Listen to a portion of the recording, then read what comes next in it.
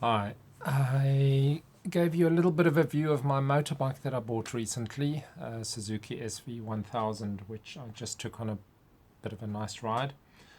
I don't know how that video came out. It's a little bit awkward taking it in here.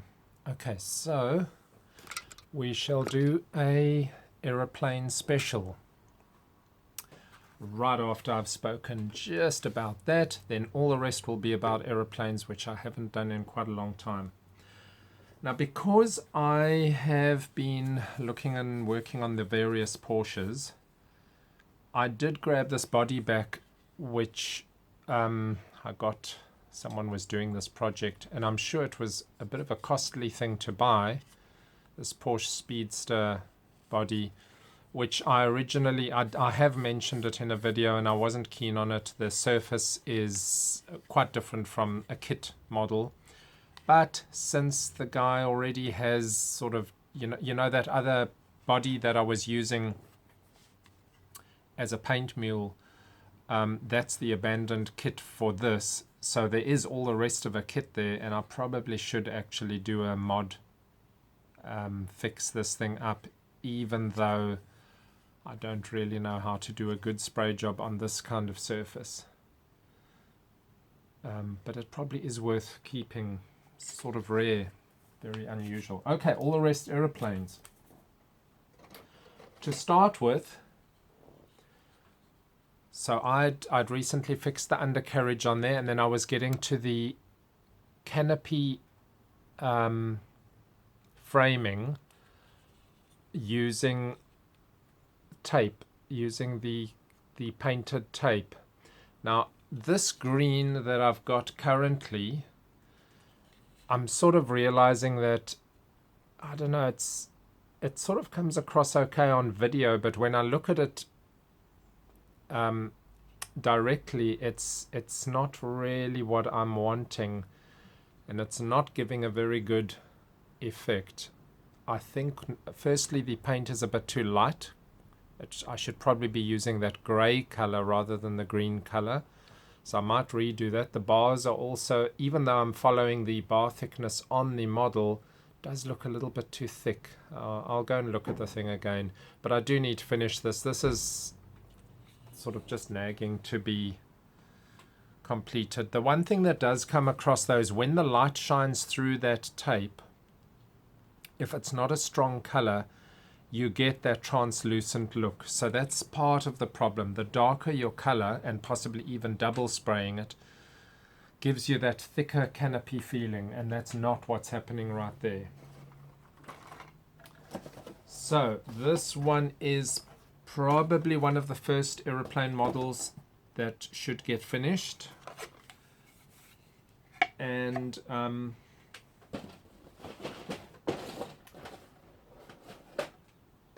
the decals, which I have shown before, is sort of the thing that's going to make this model. So they really need to get done well. And even though normally I would actually spray those large blue surfaces for the wings, they've got the registration number on them, so it's just going to have to be full use of the decals. The wing is a very smooth surface there, as you can see, so they should go on very well.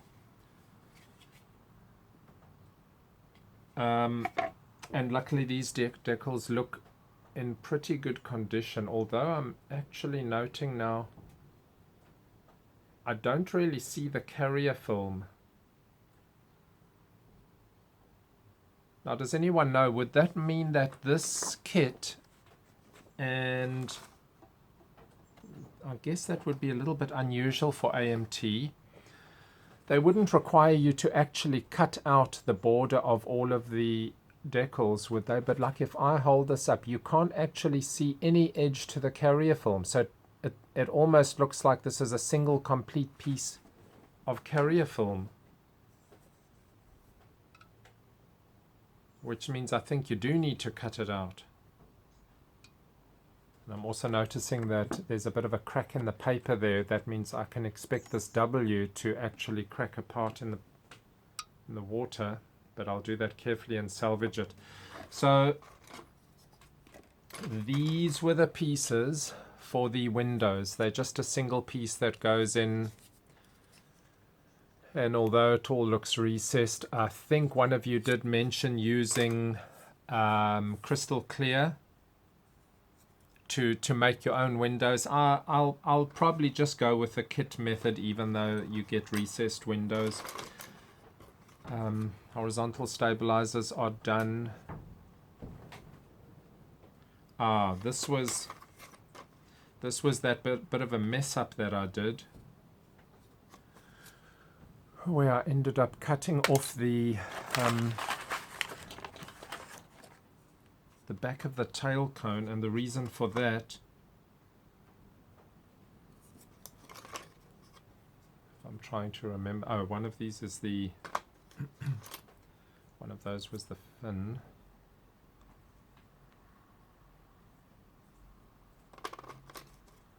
I can't remember now, but I'd done something wrong.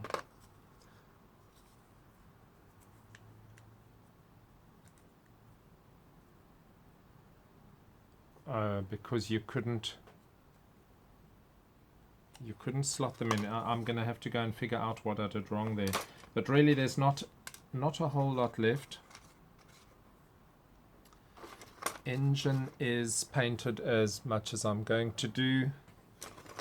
Interior, I'm not going to do anything else, so that'll be a dark looking interior.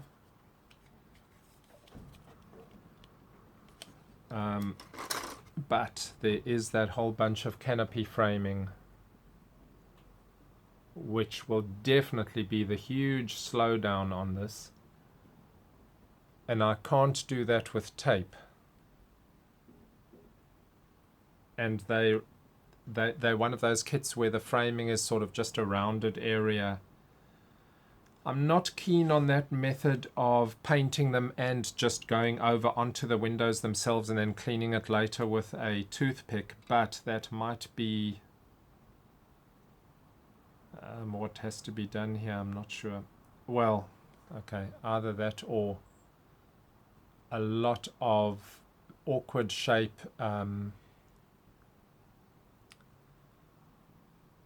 Tamiya tape for masking the windows off. So I really don't want to mess this one up. I would like to get as good a finish as I can within what the kit sort of gives. Now, I have mentioned, you know, they've gone and put the upper surface, lower surface division line right through the aileron so that you get a good trailing edge. And I'm not going to go and fill everything there. So that's that one, which will be getting attention next. This one, which I don't have the parts in here right now, I've taken them and put them in another box, is a nostalgic build from 1980. I think I might paint it. Still thinking about that, but that'll be one of those faster nostalgic builds that I'll do. Here's the U2. The 172nd U2,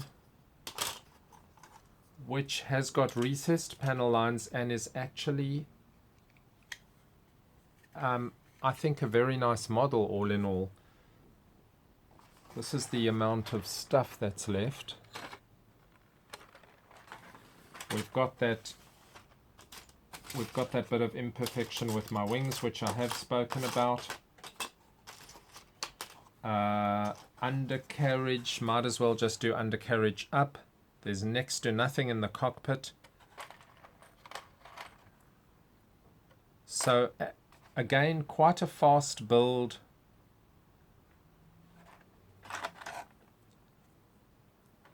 If you're not going to be paying attention to undercarriage, and what I would like to then focus on is getting a nice surface finish. Now this is of those box arts which are absolutely useless, you know, to give you inspiration for the thing. So we'll use Google and a lot of good real pics. The decals look You know, they have got some brown spots on them, but they're still pretty good. So yes, I will be using them. Yes, it will be black, which also means that there's nothing other than a painting of gloss black or satin, or the decals aren't going to go onto satin, so it'll have to be gloss black, and probably leave it gloss black, even though the surface might be more satiny than gloss. So probably match a little bit with that black Phantom at the moment.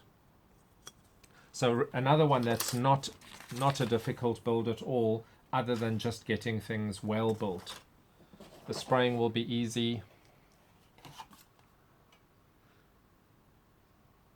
The decals are not, they sort of stand out as being a little bit high vis, but that's okay. I mean, that just is the way it is for that period. This one is one of those kits that I have hardly paid attention to lightnings. Never really liked it that much. This is just one of those that somebody built at the club and gave away. I mean, it's not bad. Obviously, the lightning is a it holds a very significant part in UK history. And it is worth me doing one nicely. So that's this one, which, by the way, probably is it that kit? No, it doesn't look like it's that kit. That's what you get. But I will do British. It does have very nice surface detail.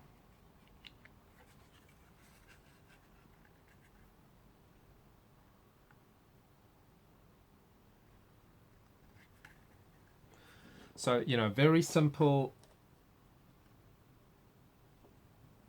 interior, almost no cockpit, probably undercarriage up again, as a lot of these aircraft will hang from my ceiling.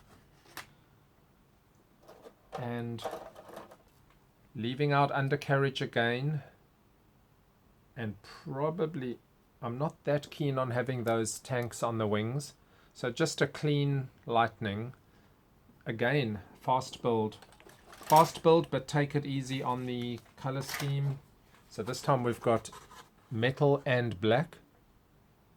Not difficult at all, just that small bit of black there. Oh, and a little bit of titanium color, probably on intake and exhaust. So a little bit of 3 color. So that'll be one of those semi-faster builds.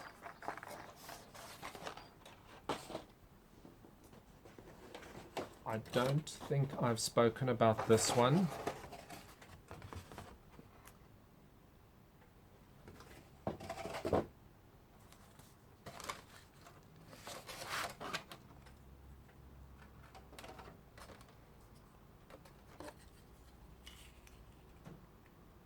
It's obviously quite a nice kit. Something quite different.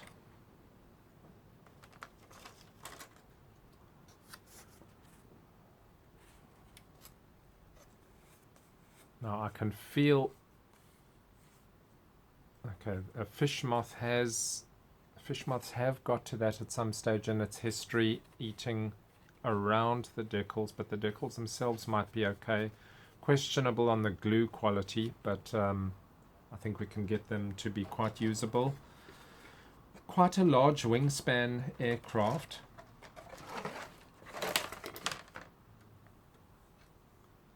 And quite a nice surface pattern. There's a, if you look over here, you might just be able to see the fabric type of pattern that they've put onto the plastic there. This looks very nice, no warping. That looks like a good build.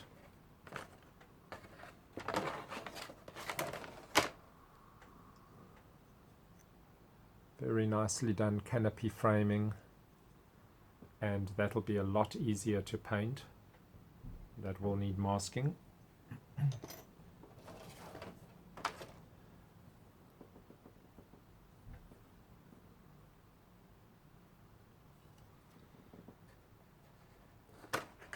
Now I have had a Horsa before, but I've never actually completed one of these D-Day gliders.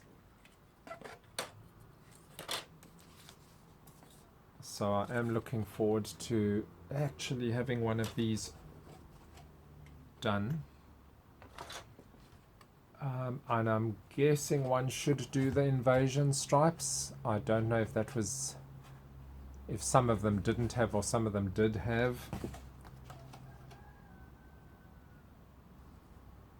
Now it's interesting that the invasion stripes on the wings are above the, on the upper surface of the wings, and of course on the fuselage. But I thought a lot of the invasion stripe presence was also to stop friendly ground fire, and this doesn't look like it's got it on the undersurface, or this artwork just didn't put it on the undersurface. It'd be interesting to know.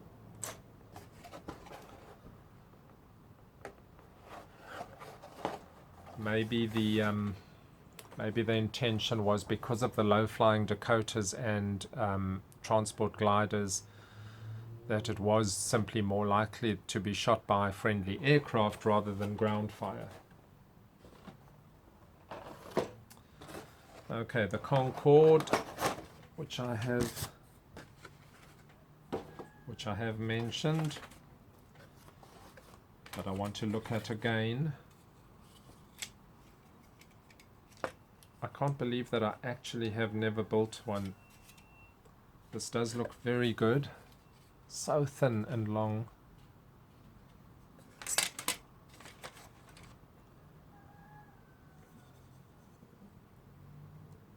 Nice intake detail.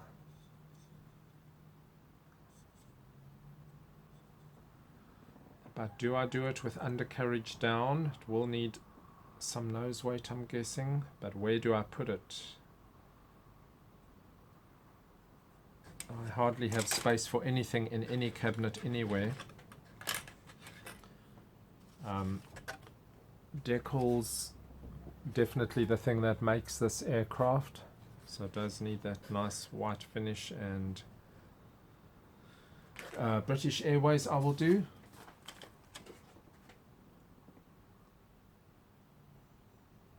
Those long thin windows,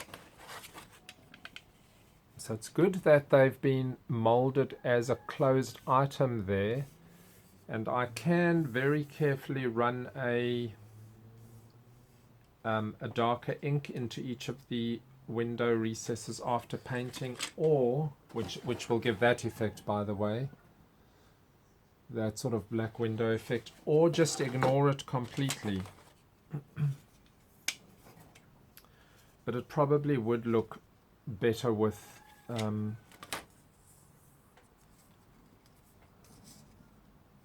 very tiny windows, with a darkened effect in each of them. So quite a number of nice aircraft, some of which will be faster builds, some slightly more unique like this one.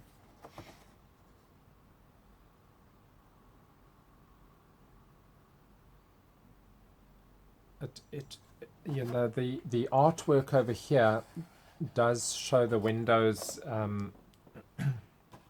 flush with the outside surface, as they should be, and it is almost a shame to have to recess them,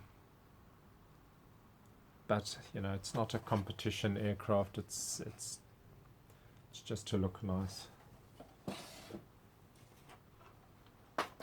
So